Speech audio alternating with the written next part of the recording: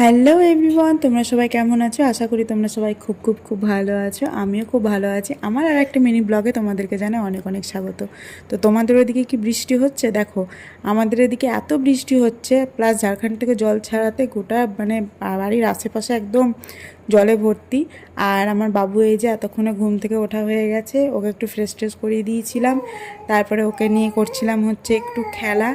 আর সারাদিন যে ওকে নিয়ে যে কিভাবে আমার দিন পেরিয়ে যাচ্ছে কি বলবো। নাকের নিচে আমার একটা ব্রণ হয়েছে দেখতেই পেলে, আর এটাতে যে কি ব্যথা করছে কিচ্ছু বলার নেই।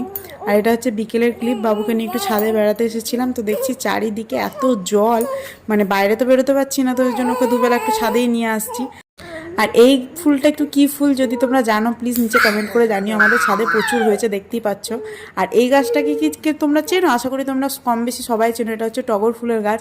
বাট টগর ফুলের গাছে যে কোনোদিন বিচন হয় সেটা আমি জানতাম না। এই যে দেখো ছোট ছোট লঙ্কার মতন দেখছো, এগুলোই হচ্ছে বিচন।